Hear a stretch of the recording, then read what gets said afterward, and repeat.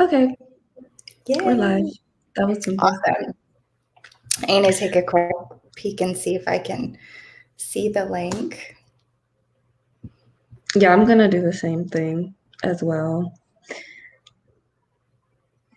But peace, everyone. We are here today. We're going to talk to you all about money codes and the matrix. And I have a special guest here with me. Her name is Tamara. And so yeah, I'm just gonna get the link to this video and put it on my Instagram, and then we can get started. Oh, okay. Hey, Nefertiti, how are you?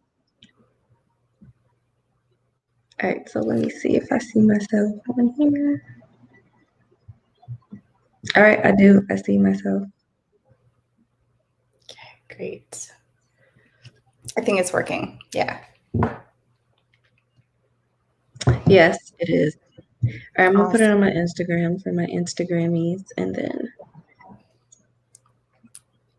we're ready.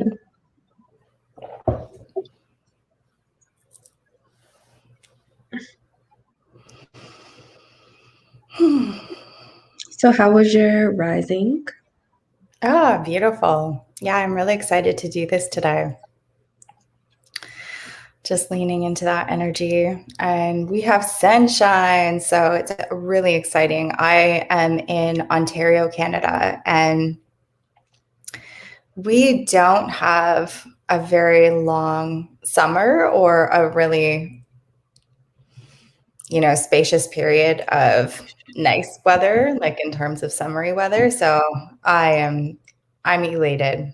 I'm very grateful for this right now. Yeah. Yeah. So it's similar to Washington then, because Washington is like, it's, I guess, just has a northern feel. Like the summers are long, but they feel short. Like the days are longer, but the season of heat feels very short in sunlight. And when it's winter, it feels like pure darkness. Yeah. Yeah, we can relate over here. So, yeah. Okay. How was your morning? My rising was good. I actually rushed out of bed because I got up at 4:30 a.m. Spirit got me up at 4:30. I was like, this isn't 6. I said 6 o'clock. Get me up at 6 o'clock. Because, normally when I set an intention to go to sleep and get up at a certain time, I'll do it. Yeah. But today was 4:30. So I went back to sleep and I got up at 6:15. And I'm like, oh gosh, I gotta get up. Wow. I gotta get ready. So Gotta that was the reason for my lag. Nice. But yeah, so okay, hi. How are you, everyone? So peace, Nefertiti. We're good. Today we're gonna be talking about money codes and decoding the money matrix, slimy and shady programming around making money, and basically just a little bit about how to charge your worth with confidence and really be in receivership of what you're asking for. So that's what we're going to be talking about today. Hey, Event 404. So I have with me the beautiful Tamara, aka the sensual mystic. She's a beautiful soul that I am collaborating with to really bring into people's awareness how they can come into the online space and be profitable. You don't have to be a superstar. You don't have to be famous to actually be making, money, good money. And all that's required is that, really you just learn about these energetics, because there's so many subconscious um, things, I would say more insidious things that are embedded in our culture that tells us, we have to basically give away our energy, and the most sacred energy in the world, honestly, which is the energy of our uh, sexual energy, the energy coming from our direct source of power, which is, really just the light and the fluidity of who we are.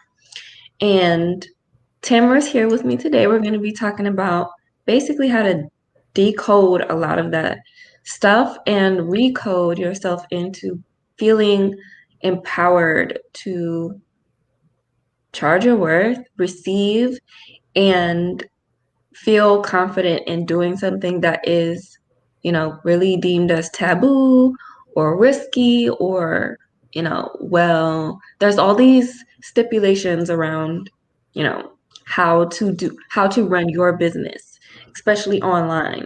So that's what we're going to get into. And here she is. Thank you, Tamara, for being here. Thank you so much for having me. I just really appreciate you in so many ways, just your soul. And I think the radiant message and the responsible messaging that you bring on your platform. And I say responsible messaging because there's so much like in the spiritual realm and the holistic realm right now that, it has become so trendy and such like a fad. And I love that that is not how I feel stepping into your space or your field at all. There's just such important messages going so much deeper and giving people, big conversations to anchor into that are part of the responsibility of walking this path. So I just want to share that I appreciate that so much about you, like the genuineness. And for those that are, they know you and your audience that are here, but I feel like when you're stepping into the conversations that we're about to have here today, like there's just such an importance around taking that responsibility too, because there's so much around sacred sexuality that is on the internet right now, and so much around people manifesting, through divine intelligence, through their sensuality, through your sexuality. And I think where it serves the greatest and where momentum actually takes place is inside the shadow work and inside the real conversations. So if you're just here, for yoni power, that's so popular in the spiritual community, that's not, I want to kind of, we did a conversation on toxic positivity. It's kind of like we're seeing a lot of that too in the spiritual realm around sexuality without the groundedness, without like the shadow work, without like doing the everyday stuff. Like you didn't build your platform because you just showed up as like a glowing, beautiful woman. You had to put in the work. You had to do the self-work. You had to lean into your truth and alignment and conversations. And so I say that because people that want to come online and people that want to anchor into making money have this false belief sometimes that those that, grow an audience or a following just got lucky. And it's not the case. This is work, and it's beautiful work, and it's work that people can choose to do. And so when you talk about taboo and whatnot, these fields are taboo. Even being a content creator is still a little taboo for a lot of people, really. And that's a big part of this conversation of money code. So I do want to share a little bit about that. I don't know if you want to speak a little bit more first, or if I should just dive into it. You let me know. You can put your diving goggles on and then just jump. into the deep end. We're going to just jump right in. Okay. And just play. Okay, awesome. So a little bit of my background, and I'll be conscious of the time here. A little bit of my background is I'm coming from a very creative space. I'm coming from a very energetic space, but I'm coming from very much a business space too. So in my lifetime, I have ran a handful of brick and mortar businesses, and entrepreneurialism is just in my blood. So before I was like introduced to anything spiritual, I was an entrepreneur, and I got involved in what I call very much like hustle culture around making money and around business and entrepreneurialism and burnout culture. So it's just like getting into that speed, like that injection of speed where you feel that power and you feel that potency of what happens when you're accelerating, in terms of business. But that also comes with a ton of anxiety and burnout and broken relationships. And because when you're just in that space and it's not anchored in something that's really sustainable and you're not working from the feminine energy at all, you're burning out all the time. So I went through this like huge period in my life where I kept, starting and running successful businesses and then getting really sick and burning out and just quitting and being like, this isn't for me anymore. And it's because I understood, and it's not that I didn't love the things that I was doing as well. It's I wasn't honoring my body and I wasn't honoring my soul. And I was coming from a poverty mindset. And what I mean by poverty mindset is just like this matrix that we're all in. And if we think about the matrix and being like coded, like literally a program being put into us, the program for the spiritual holistic community, and creative community is very much one of you should give away your gifts for free. If you're an authentic healer, you should just be healing people. And if you're really spiritual, you should just be like giving away your spirituality. And doing donations. This should be donation based. Exactly. You just have to be on a sliding scale. You don't get to charge like other people. And there's this huge shaming in this whole realm around money. And I believe that that's part of some like really shady coding. Like I literally just believe like it's a huge coding because it goes from like ancient times. And if you look at religious and spiritual, figures in ancient times, there wasn't the exchange of money in the way that there is nowadays. But two, religious persons were often treated in this very royal way. Like they were taken care of for food and for shelter, and they were honored. And so it was an honor to be in those places and spaces. And the vows of poverty aren't what works nowadays. We're not all incarnate here so that we can go sit on the side of a mountain and just meditate throughout the day and pray for other people. And people aren't going to just come up to us and give us money and give us food and take us in and do all of these things, because that's not the way that the system works now.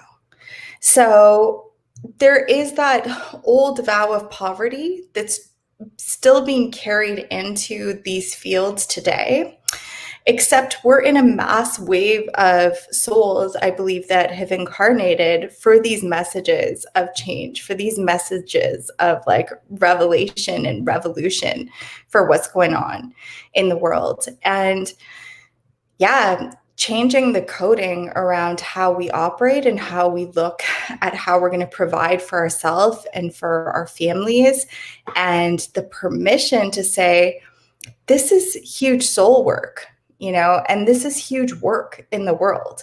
And although mainstream hasn't caught on to the fact that YouTube creators and content creators are creating the wave of the future in terms of education, in terms of experience, in terms of entertainment.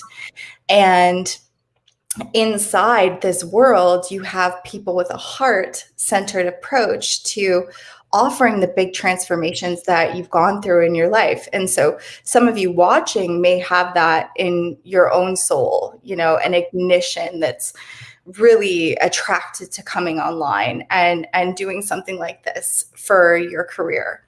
And this is very real, and it's completely accessible to anyone who has the willingness, the soul ignition and the mindset, truly. So we're going to go into a little bit of mindset in a moment, but really this chat today is going to be about decluttering some of these mindsets that have been carried through, that are literally like encoded in our DNA.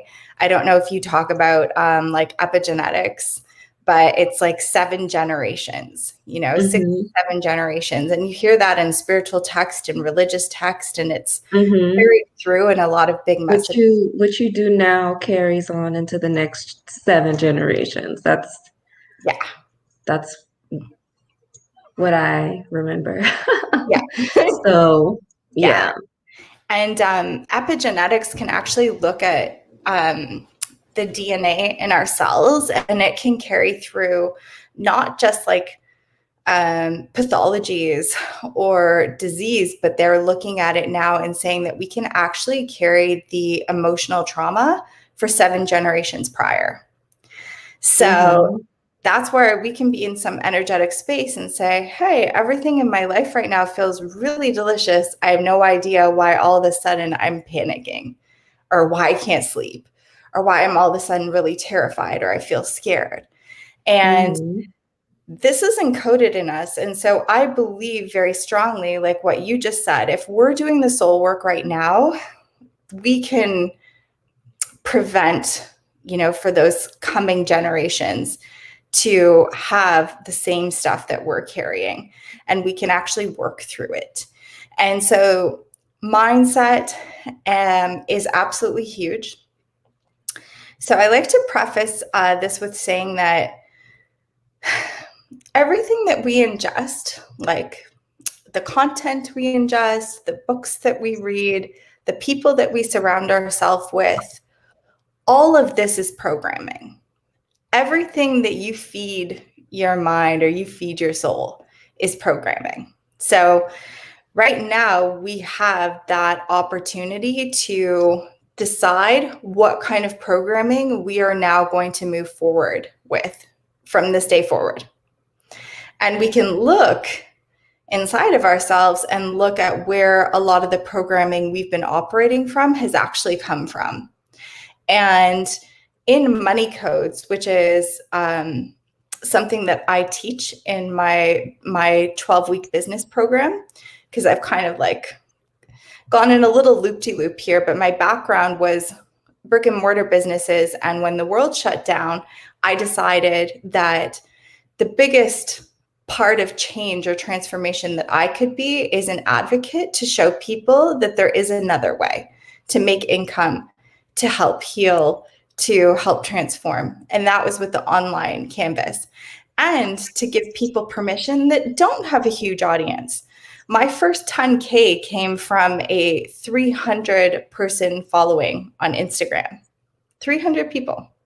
So I share that with your audience just because I know that mental chatter in the back of people's mind will say, yeah, but I don't have a big following, or I'm not super popular. I don't have any influence. There's no way I could do this. And that's where somebody like myself has decided to invest my time and energy and effort, is in helping people step onto this platform and realize it's a lot more about stepping into your authenticity and learning how to speak to your audience than it is necessarily about the volume of your audience.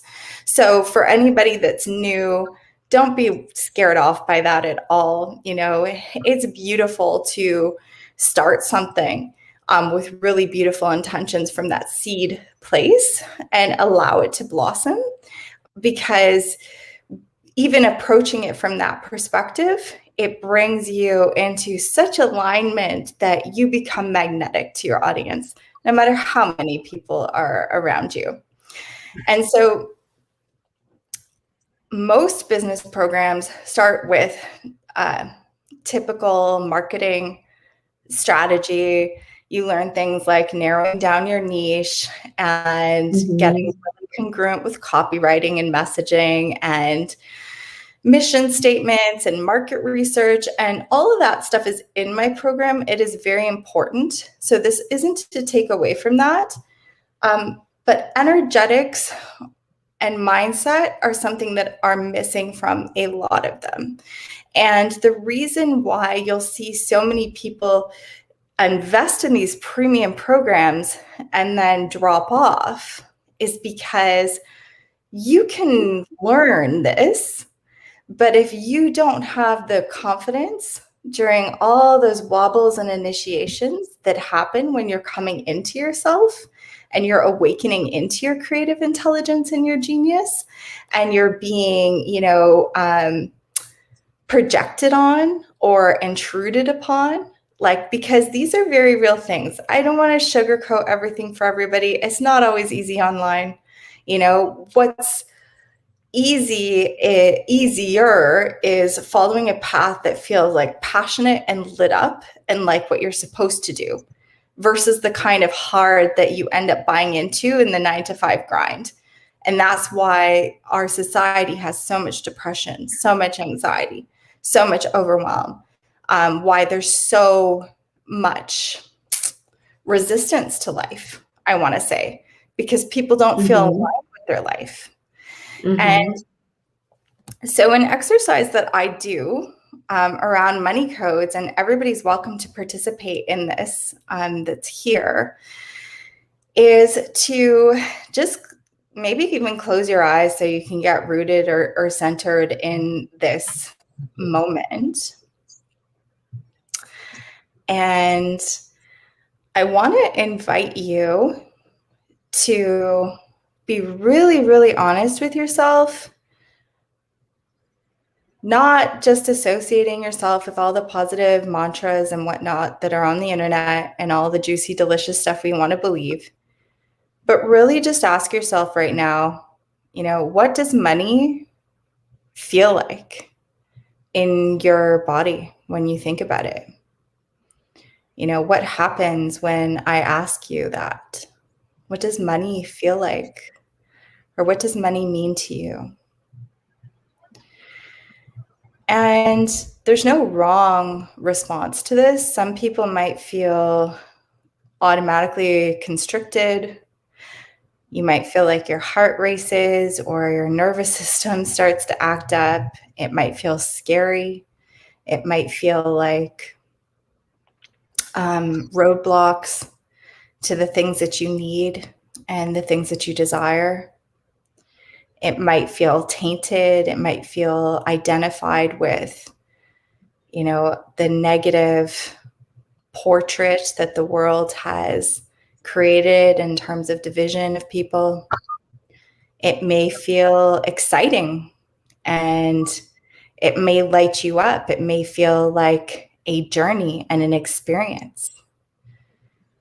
And for some people, it might just feel very, very mute. So there's no wrong here, but I just invite you to listen to your body right now. Where is money showing up energetically?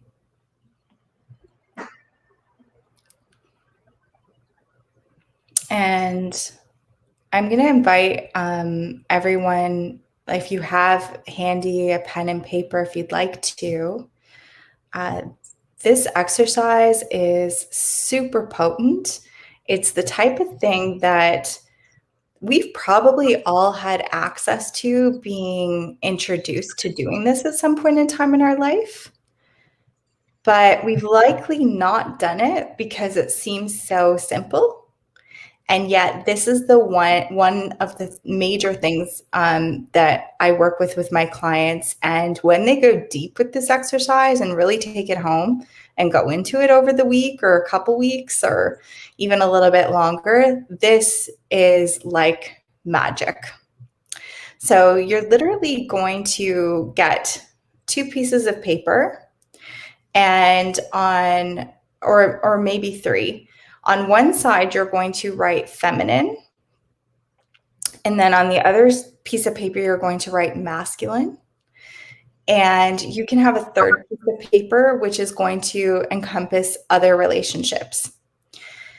And I'm going to just maybe pay attention to the clock. And I'm going to ask you to just get really real with yourself. And on the page that you have written feminine, whoever was your feminine like caretaker, whether it was like a mom or an aunt, or whoever it was that you looked to as the feminine, right, in your life, I want you to write down for the next minute. And I hope that when we're done this, you take this exercise so much further. Let it be pages, not just a minute. Let it be pages. But on the feminine side, I want you now to record, what did money mean to all the feminine energy in your life? Parents, grandparents, siblings, aunts, like any of the feminine energy, those things that you grow up hearing, money doesn't grow on trees. We can't afford that. Don't waste your money on that. That's not worth your money. Money comes from evil. This isn't good. Save your money. So I'm giving a variety of different kind of examples, but if you think about all the things that you heard that were said to you out loud around money from the feminine, and write that down. And so I'll just give you a moment.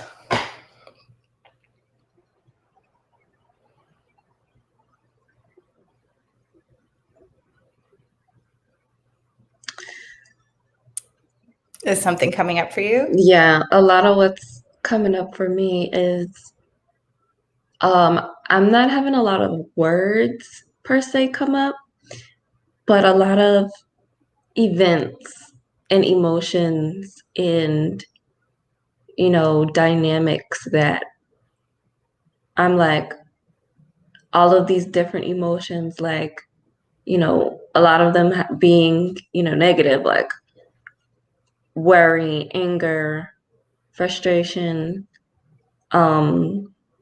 tolerance in relationships. And,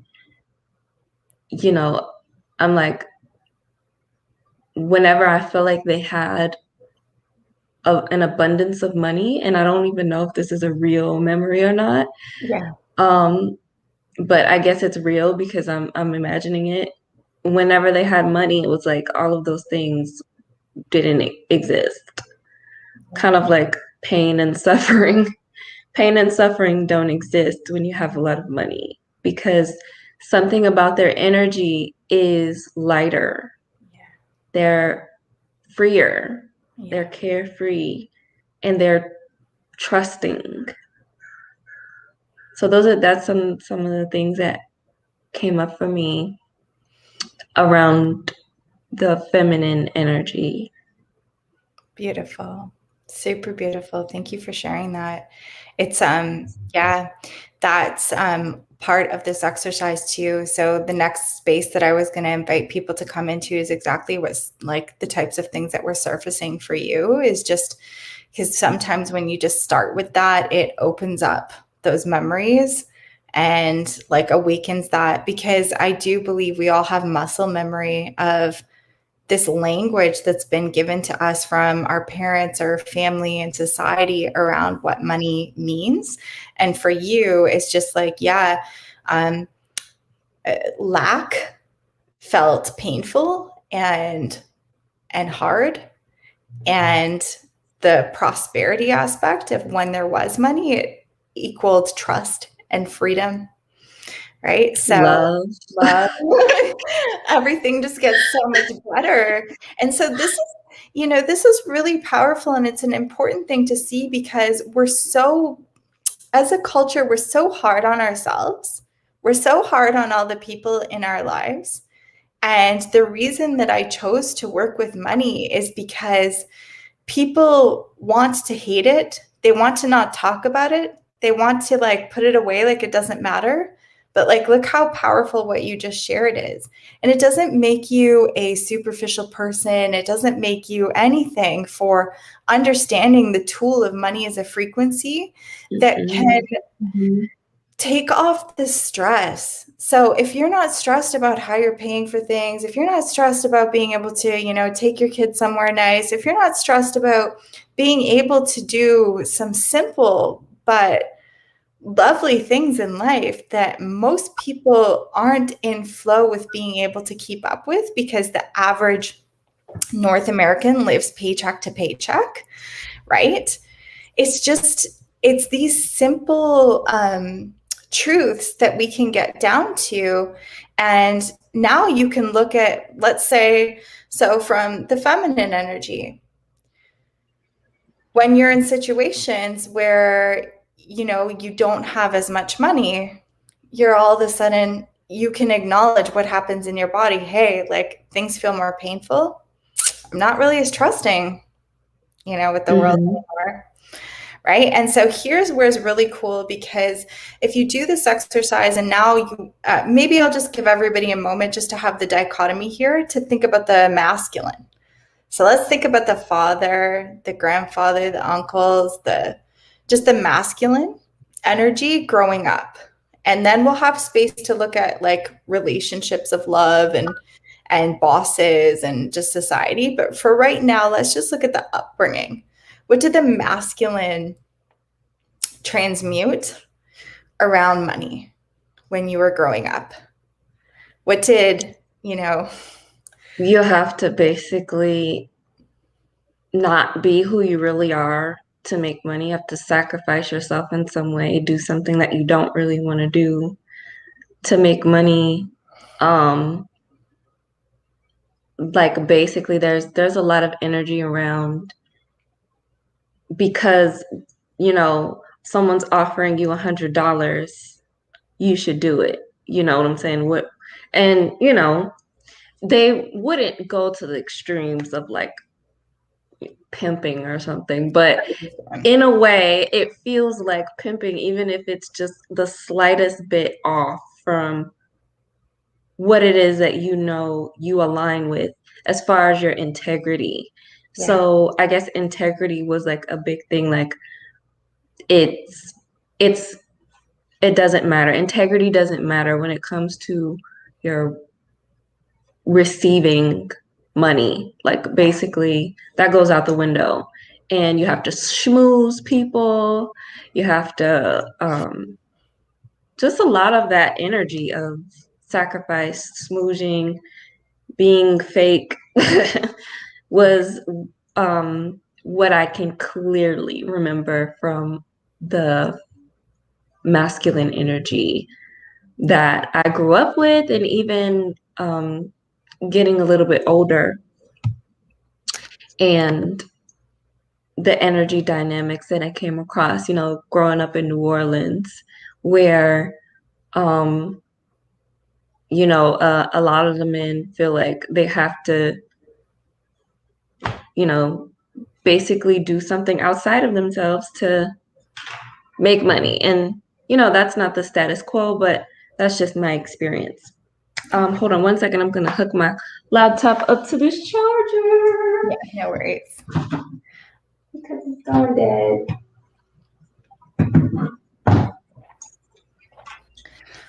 So just for the audience and everybody listening, what's really interesting is that the interpretation and the way that you receive this energy, what if you ask a parent or you ask the people that have raised you in this, their perception would never be what you're saying. The perception would be, I was responsible. I was teaching you how to like survive in life.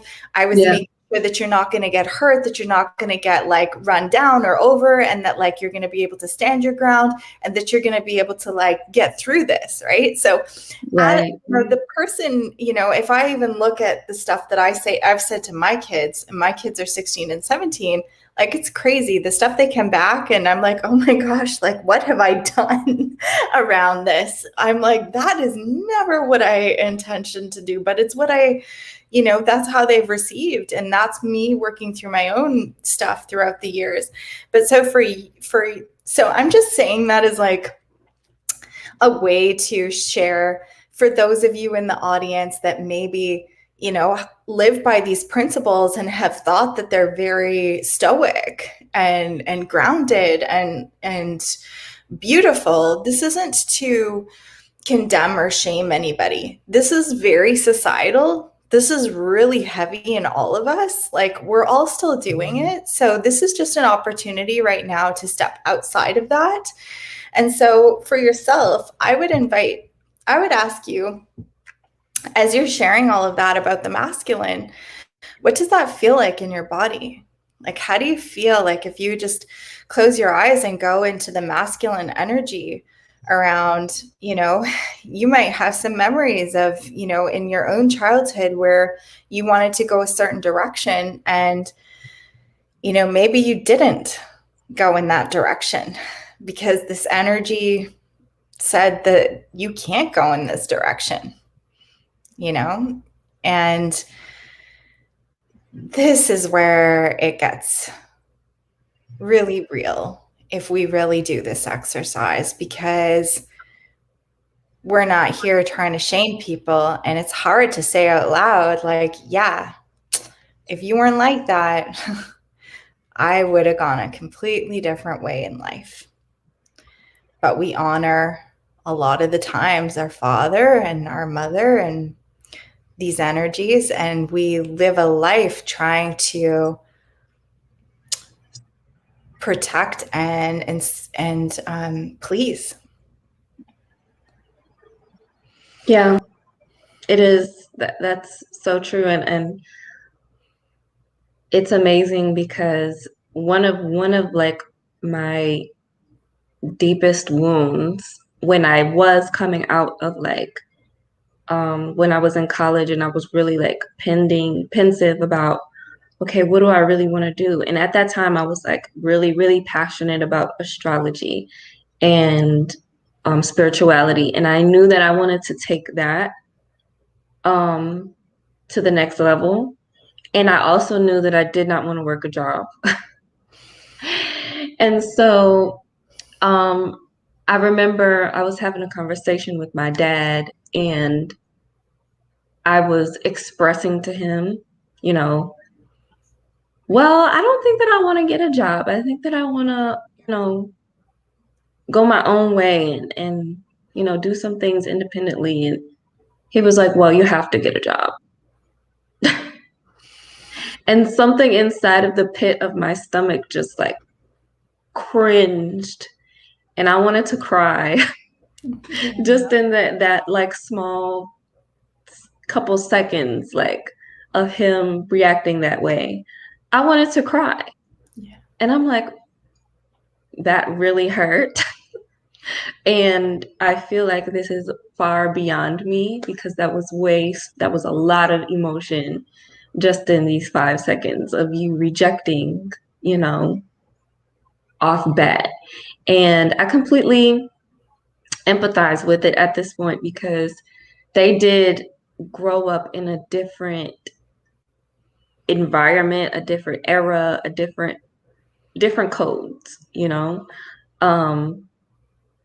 My family was growing up in an era in time where, like, you know, drugs were being poured into our community.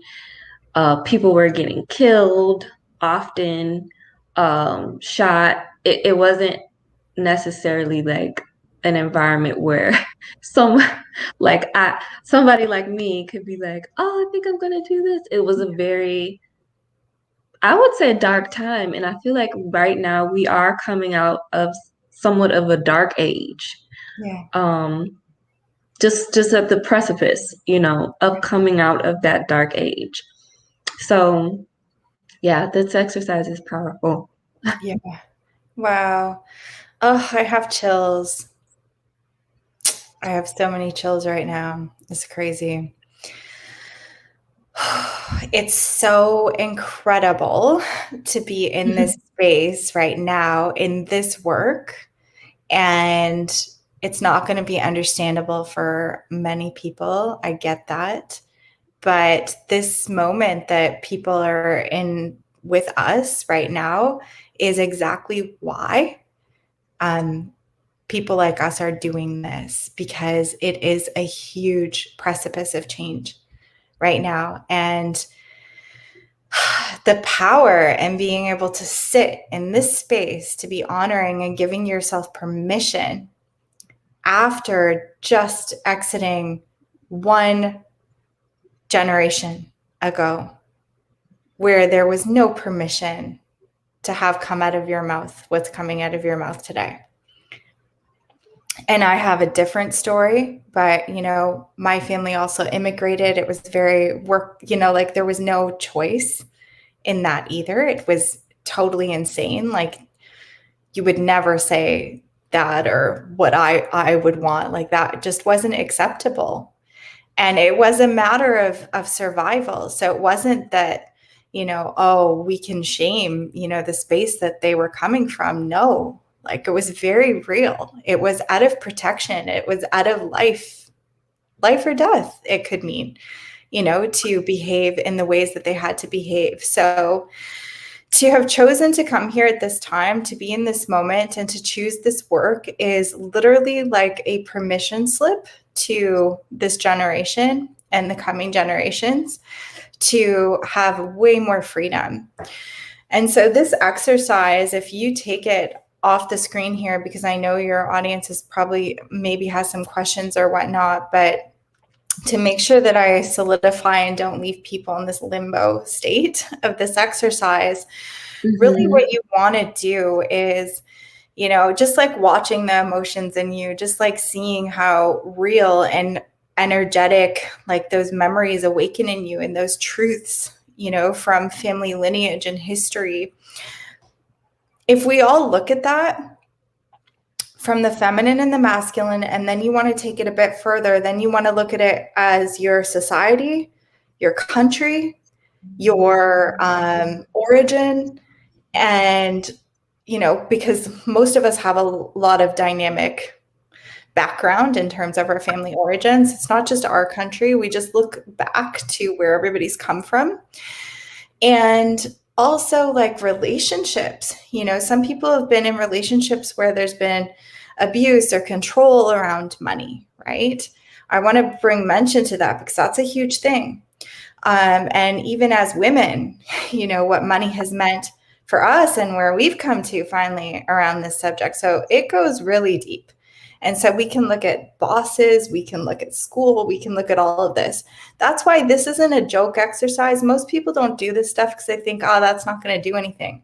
But just witnessing, your own emotions right now, just going to 1 minute of memories.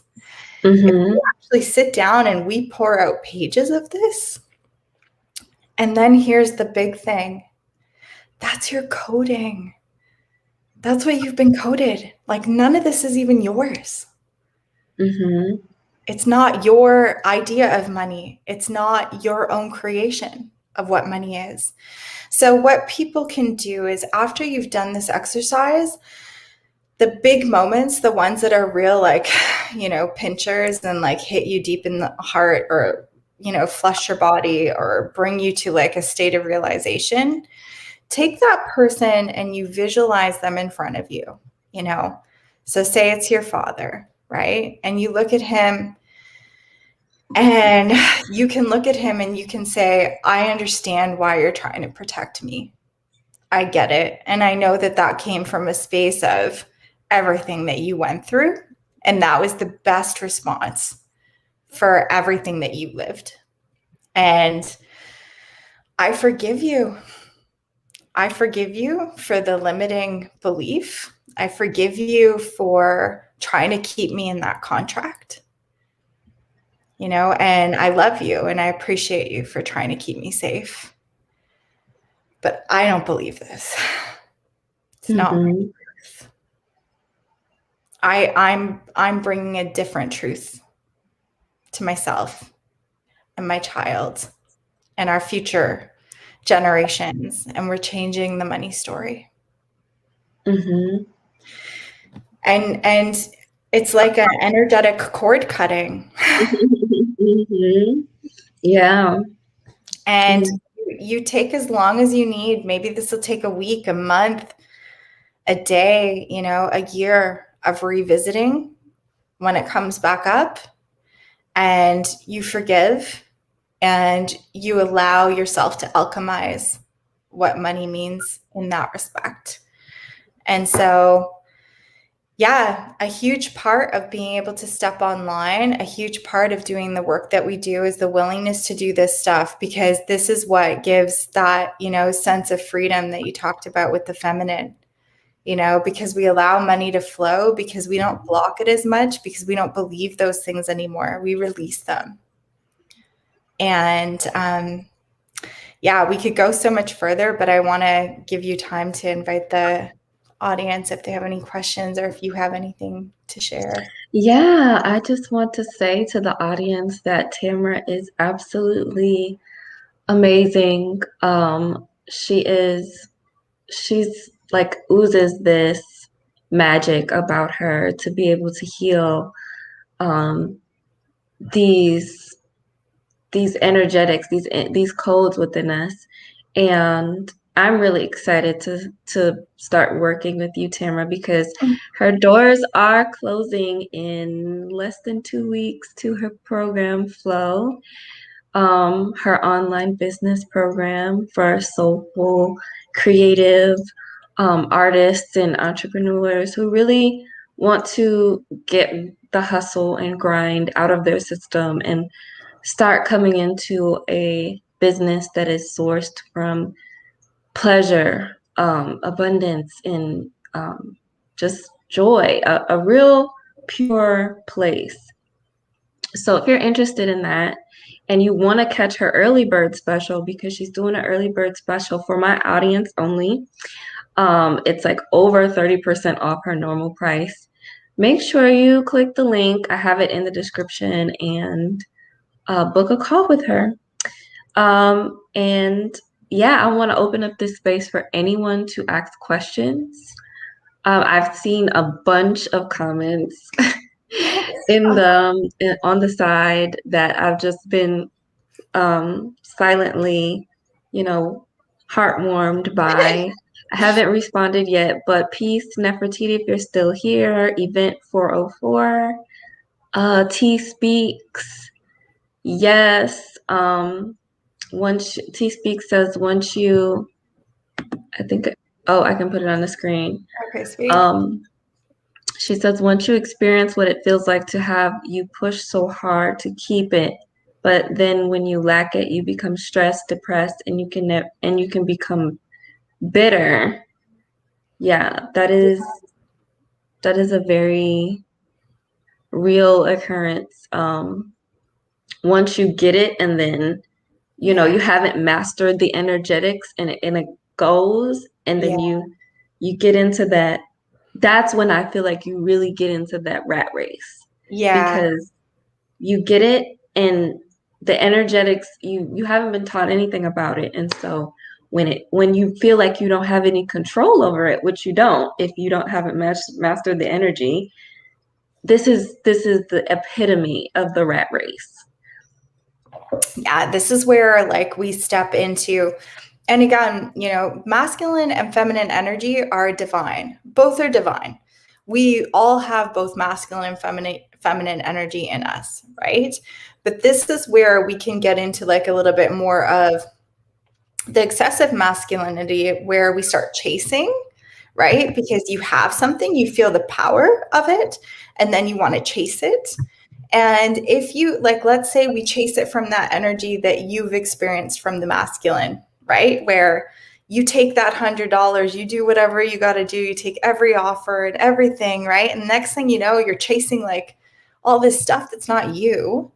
And so then you're depleting your feminine energy. You're not feeling nourished. You're not feeling like you're really receiving. You feel like you're chasing. Yes.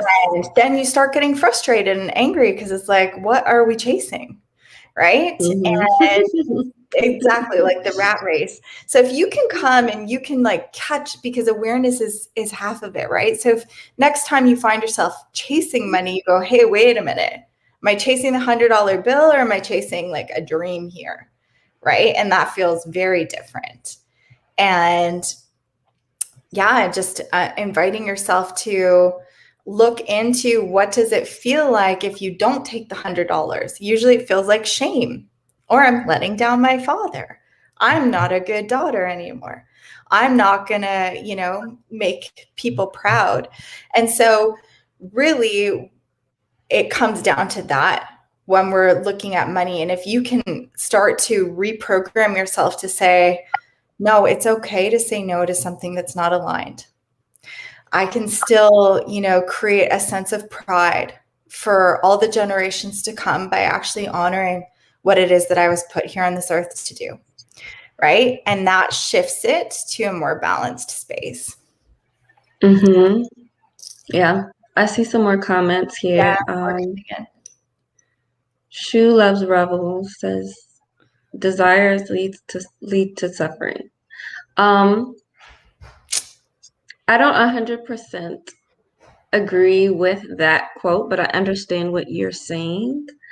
Because most people, when they're desiring something, they're desiring it. And I made an Instagram post kind of briefly talking about how that equation works. But desire is something that is pure, wanting, desiring. It's something that we all naturally do. Like, it's unhelpable. Like, the reason you here is because of desire and your desire to be here. So the suffering comes when we desire from a place of lack. And this looks like, I want this because I don't have this. Or I want more money because I don't have any money. So, and this knowing what you do want while also focusing on what you don't want, it creates this gap in energy that your consciousness is in lack, and what you're desiring is like way over here. So it's like you're split. You're this split person and you can feel it. And that's where the suffering comes from. So I love that you brought that up. I wanted to comment on that. Tamara, do you have anything you want to say about that? I think you shared it in a really beautiful way. And I think that could be like a whole nother live that we could do, because so many of us have, like, with the same way that, there's that vow of poverty around spirituality and being allowed to charge your worth, right? Which is what happens. Like, once we do this work, we feel embodied and empowered to actually receive the exchange of money for the value that we bring to the table, knowing that that is nourishing us in so many ways. There's been also a lot of shame around desire.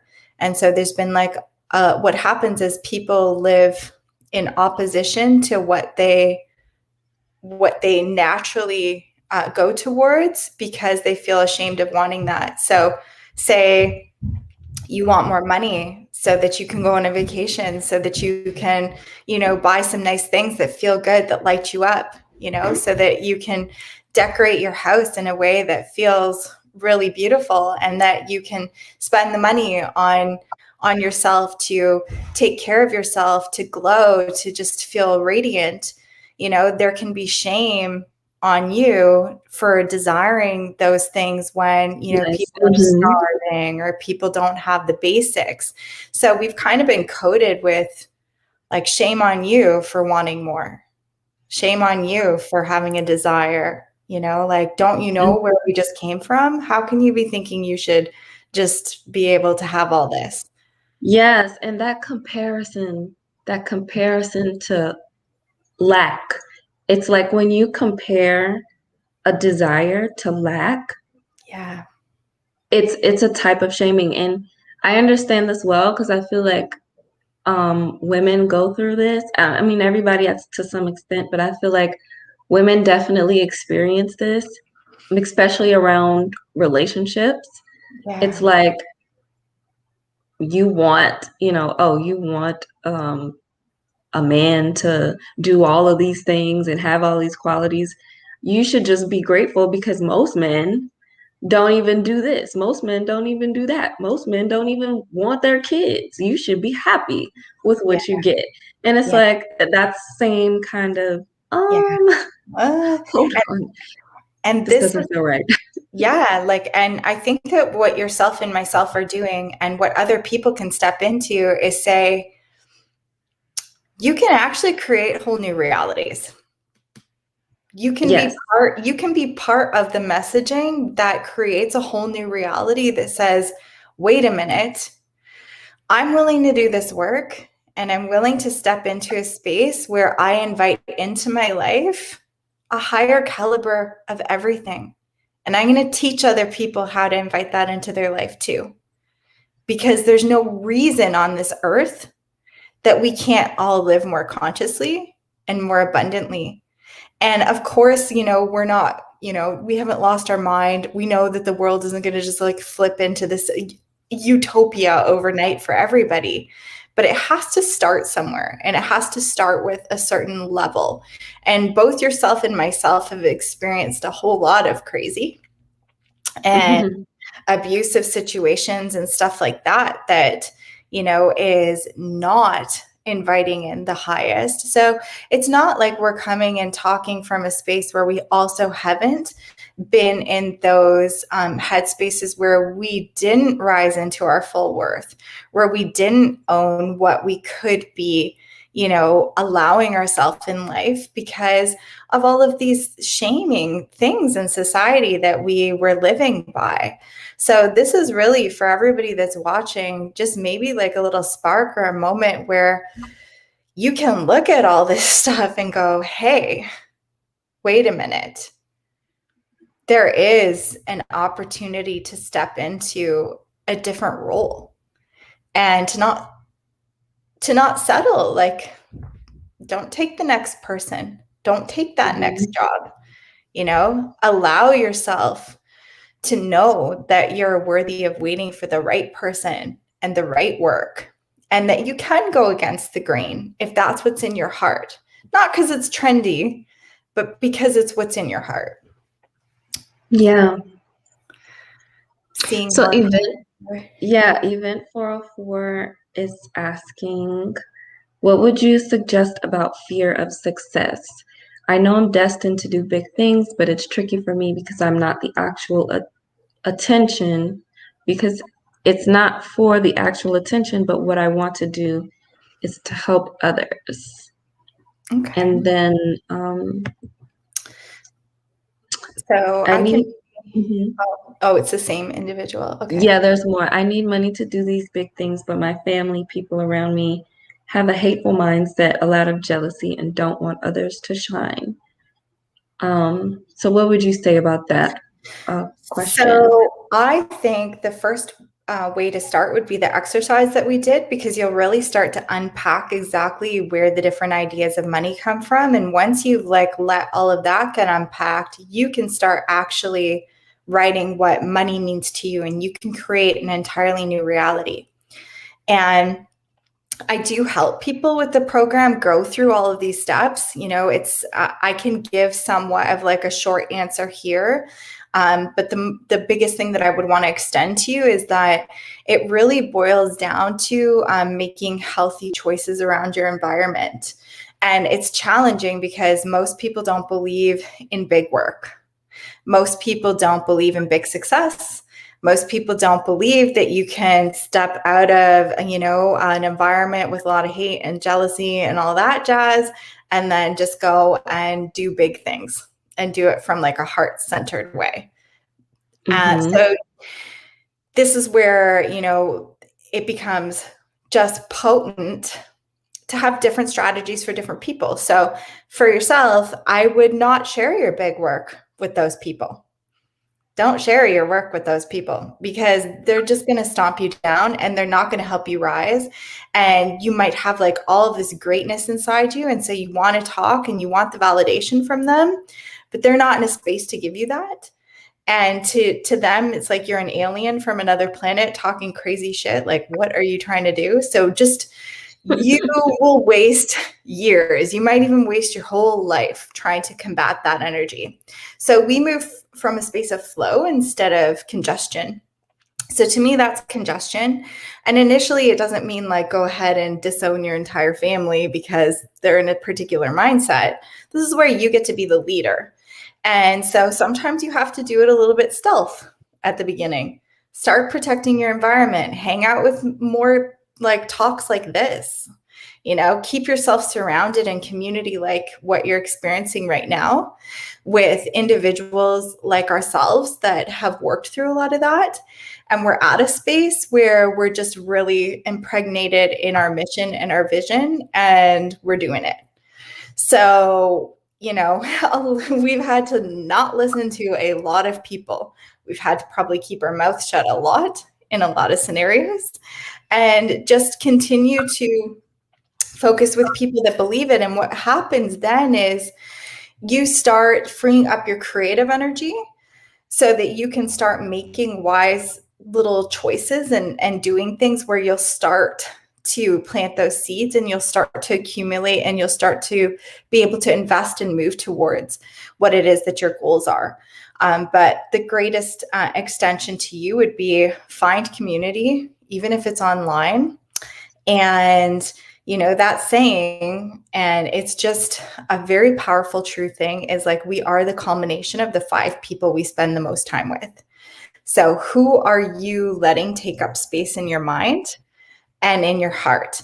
And sometimes we can't necessarily get away from all the people that are heavy on that stuff, but we don't have to combat it. If a person is just going to be negative, there's nothing stopping us from like going off into our mind and thinking something different, and we do garner the strength to tell the people in our environment, hey, that's cool that you feel this way, but that energy isn't good for me. And I'm not going to be able to be useful in this situation if I'm being held down. So it becomes about taking very grounded, simple, regular, everyday steps to start changing the environment of the people that are in your life so that you come on here and you don't even have to worry about being held back from your dreams around people with negative mind states around you, because you've actually surrounded yourself with a whole different crew of people. So hopefully that helps. Yes.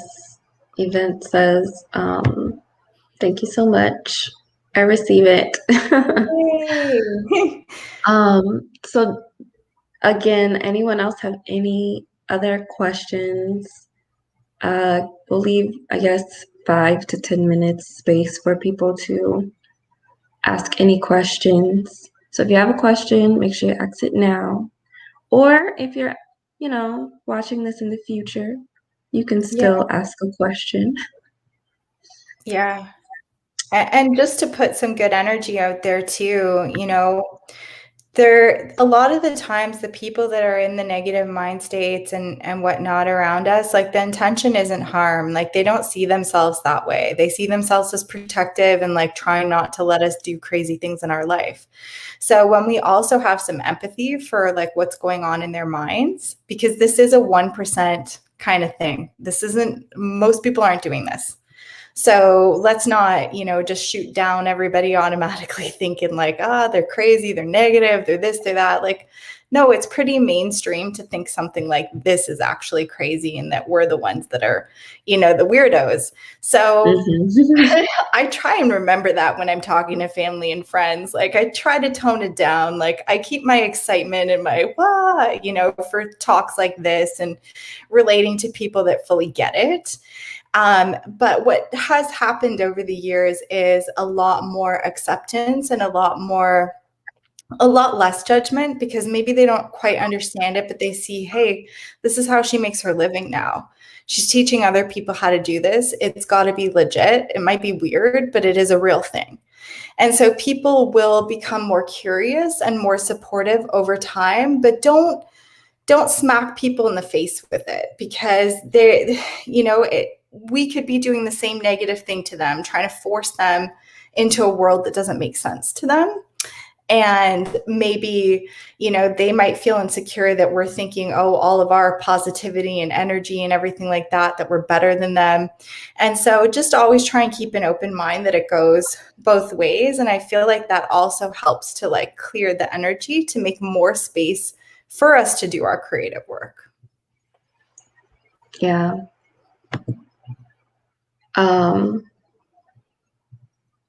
So Road Belizaire says, since my journey, I started to distance myself a lot from my friends, but I feel guilty at times because I don't connect with them the same way anymore. I can relate to this because, and let me tell you, recently in my past few years, I've gotten to a place where once I see that any kind of sign that the relationships I'm around or that a relationship I'm in is not giving me what I need personally to go where I know that I'm going, it don't take me long. And I'm not saying that I just cut them off. I cut them all off harshly, but I respect my spirit so much that I just will not spend my time in places and in spaces that is not progressing me to where I know that I want to go. So I feel a big part of the law of attraction and creating your life is being able to really be honest with yourself in those ways and have that respect for yourself enough to know that this isn't personal, but at the same time, it is something that you're doing for you, and have no guilt in it. And I will say for my own personal testimony, like when I cleared out all that other stuff and all those other people that I knew was still stuck on things that I wasn't on anymore, that's when the people who I actually wanted, the people who were actually aligned with my higher vision, started magically appearing. I'm not even kidding you. And it's like the people literally be sitting in the clouds. They be there. But because your energy is invested in, other people, or maybe even the war that you have with yourself around, should I stay friends with this person? Should I go away? Even that can be like you draining your energy.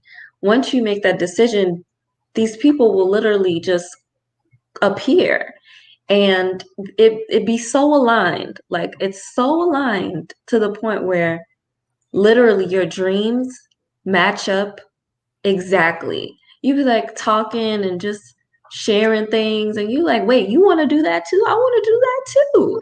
Wait, you and it's like so exact, and it's so aligned that you're like, I'm so grateful, because I realize now that those people were just teaching me about how to value myself, about how to respect my energy enough to be okay with the fact that everybody's not supposed to always be, share the same kind of energy with you forever. Yeah. It's just not. There's seasons to this, and that's okay. So accepting that really just allowed, for me personally, all of the right relationships to come pouring in and to remind me that yes, perfect and completely aligned relationships are possible. And these aligned relationships, it's just not, not just your friendships and, intimate relationships. It's, business partnerships. It's, people who come to you that want to work with you. It's, you know, it is intimate relationships as well. It's friendships.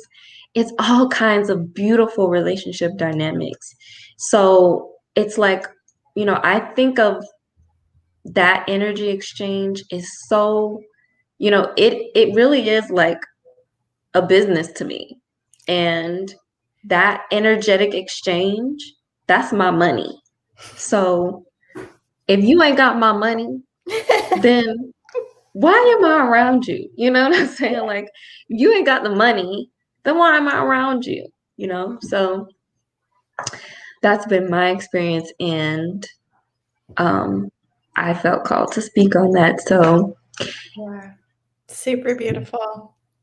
mm-hmm. So true. And the one little tiny thing that was coming up for me to just share too is that, you know what, everyone, there's so much pressure to be good, to be a good person, for everybody to like us, and those thoughts in your head might come there. Well, I'm not going to be a good person if, this good friend of mine for years has had my back, and now I'm growing into these practices of healthier mindset and moving forward in my life in other ways that feel more empowering. And then I'm going to be a bad person if I leave this person behind. Start being honest with yourself about what you really want, because it's not always about being, that version of a good person that society's projected on you, right? And that's a little bit of unpacking to do too, because who made that the good person to be or the good thing to be, right? Maybe the great thing to be is to be your highest aspect of self and everything that you just shared, right? Like, and people Mm-hmm. got really hung up on that, like, don't want to be a bad person. So Mm-hmm. they stay. Oh no, I like being I like being I like being wild and free. Yeah, you gotta let your bad side out and not feel that guilt around it. That was like a big thing that I saw other people dealing with. But once you get into, and this is like the magic of getting into those really toxic relationships, Yeah. you get to a place where you like, I don't have no problem Yeah. with, you know, getting in my wild side and getting on my bad side, because I've been in that space where I've, you know, been like, oh, I don't want to be, I don't want to be like this. And then you get squashed. Then you get stomped on, and then you get all the life sucked out of you. And it's Yeah. like, wait a minute, self-preservation mode kicks in, Yeah. and you're like, no, I Yeah. love myself. Yeah. And also the magic about, when you get into this energy as a woman, I feel like I'm not only doing this for me, but I think about my daughter. Yeah. I think about her children, and I'm like, how do I want them to carry themselves? How do I want them to move and feel and behave? Because to me, they're like, royalty. Like they're like the heirs uh to my throne. So I gotta come correct here. Yeah. I gotta let them know that this is how it's done. Yeah. And don't be afraid, don't feel guilty about it, you know. Um so that's been my experience. And I know for some people it's different, and they kind of have to learn how to develop some kind of humbleness because they can be too in their queen energy. Yeah. But for the most part, yeah. Yeah. I love that about you. I love that about you so much. Yeah. You just say it. Say it like it is, Yeah. It's awesome. Yeah. Yeah. Okay, so Rhodes says, yes, because I'm a Virgo, I always overextended myself a lot. And since my journey, a lot of people that didn't reciprocate, I dropped them. Now I go with the same energy. Thank you. I appreciate it. You're welcome. And shout out to the Virgos, all the Virgos in the house. Um, so yeah, I'm really happy. I'm glad I got to, we are here and you got to get on YouTube for your first time doing Yeah, a live. live. Amazing. This is the first time I've done a combined live, so it's pretty fun. I love being on here, seeing everyone come on and comment, and it's really cool to also see people who actually watch my channel in real time, because most of the time it's like upload a video and then I see you and I see you. Or, Yeah. if you guys comment, then I get the chance to see what you guys are talking about and what you want to see. But I love the lives because I get to talk to you. Um, yeah, so if anyone else has any questions, we've been on here. I guess we could do like one more question and then we'll close it out. Feel free to ask. And again, I absolutely am so excited to be working with Tamara for her 12-week program and flow. And I'm really excited to, you know, see all the other beautiful souls that will be in there as well. Again, the doors are closing in less than 2 weeks. So click the link, it's in the description. Learn more, read through it, and book a call. You will be absolutely, you will be glad you did it. And especially for the people who are dealing with, because this is the whole purpose of having a container, is so that you can have a safe space to cultivate this new venture of what it is that you're growing. Because everybody's not going to not everyone's going to see eye to eye with you.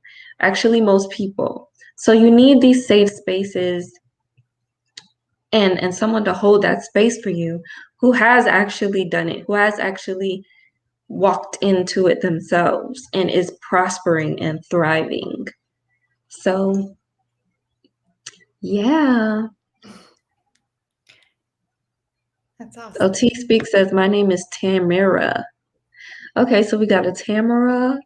Yeah, Tamara's name sounds so like Kemetic to me. Like I'm like, this sounds like an ancient Kemetic name in the pyramids of Tamara. Thank you so much. I mean, your name literally is. That's what I think. Yeah.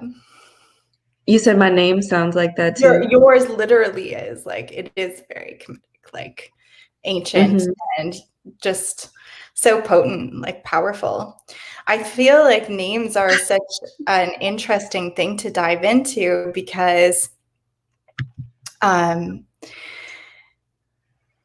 name, for a long time, I didn't honor my name.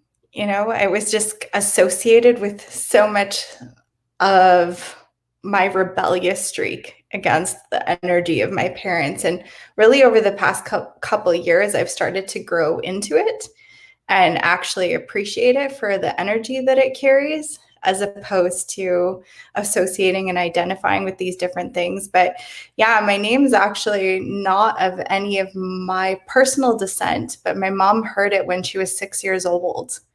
And she said, I just knew that was your name. So it's really amazing when we think about the power that comes with the name, like the life force of it too is really beautiful. Yeah, the vibration and everything. Every time I come up with a name or like a business name, I always look into the vibration through numerology. And I analyze. So I'm like, what is this person like? What is this business like? Like from the name. And I see we have a Tamika in here too. So we got a Tamara, a Tamira, and a Tamika. Interesting. That's awesome. That's awesome. Well, it means palm tree. Somebody just said that at the same time. Tamara said that Oh. at the same time. Yeah. So it's Old Russian Hebrew for palm tree. I'm so Mm. sorry. Can you give me 1 second? Just 1 second. I really apologize. Oh, no, you're fine. You're fine. You're fine. Yeah, my name is Hebrew as well, so that's cool. Um, so yeah, you guys, I hope you guys got a lot out of this live um video and really sifted through your Sorry, energy and yeah, go ahead. I'm so sorry. That was the UPS trying to call me and nobody's there. So I wasn't expecting a delivery, but UPS doesn't usually call. So I thought that was They odd. so intimate. They like always trying to get intimate with you. They be leaving notes on your door like you have to come to our I uh know. you have to come to UPS and pick up your package. I was like, why you can't just leave it? Like, I don't even remember checking off the box telling you to take the package back I to your, know. you know, And now they're they're funny. calling. That's a new one. And then they always have like big buff men bringing you your package. Like, what's going on here? Maybe not always, but for the most part, they're at least 6 foot tall. Yeah. Do you notice that too? Yeah, it's true. I'm like, That's why I'm I'm not sure. Like, laughing. you supposed to be 6 foot to deliver packages? Because Amazon, they be having anybody comes to bring you, but UPS is like they got a uniform and like they size you up and everything. UPS is funny. They are a privately owned company, so Maybe something's going on there in the little hiring department. yeah, I don't know either, but it's funny. Oh gosh, yeah. So yeah, you guys, well, if nobody else has any other questions, I guess we'll wrap it up. Tamara, do you have anything else you want to share with the I audience? want to say thank you to everybody.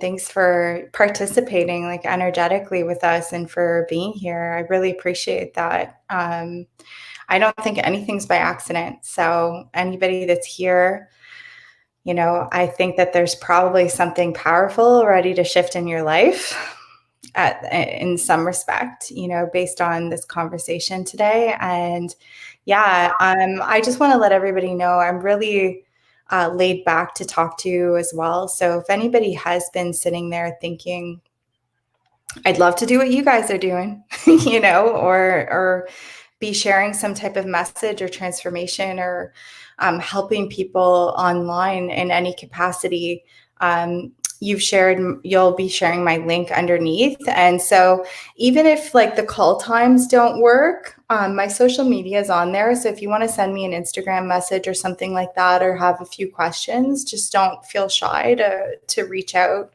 And I just wanted to say thank you so much for having me. This is amazing. And it felt really good and aligned. And I love our conversations too, just selfishly. It's awesome to be able to connect with another, radiant, beautiful soul, like sending really responsible and just abundant messages. Mm-hmm. Yes, yes. Thank you so much. Um, okay, I see one more question, so I'll briefly answer it before we go. How do you deal with people always calling you with their problems? Oh, are you saying that because Tamara got the UPS got the UPS call? I don't answer the phone. That's one solution that you can go with. Stop answering the Yeah. phone. And it's so funny because the reason I created my first program online was because of this, being like an overgiver and feeling the weight of the world and the responsibility to answer everybody's problems. And it got to a point where it was like, hey, I'm doing all the work, going out, figuring out all the things for myself, and everybody's bleeding me dry on the phone all the time. and I care about these people, but I realized these people didn't have the capacity underneath their anxiety to understand that they were drowning me.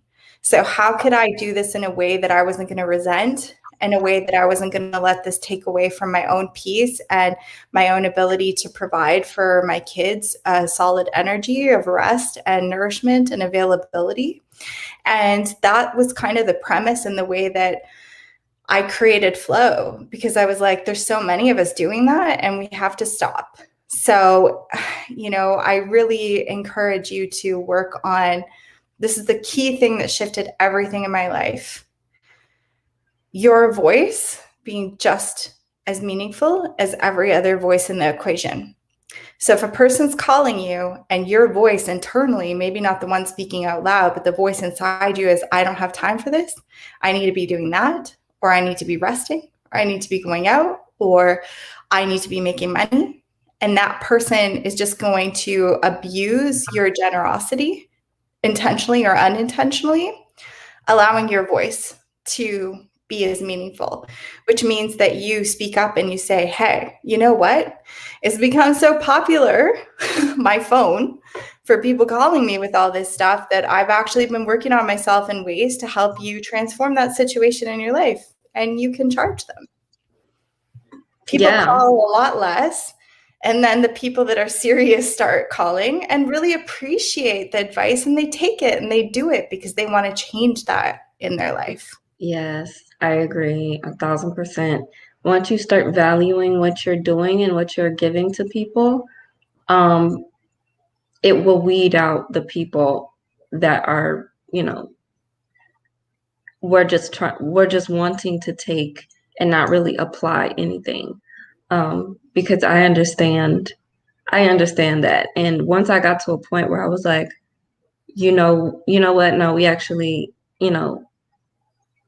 I need some money. I never say that, but my energy is like, it's time for us to switch up the dynamic, because I value what I have to give you.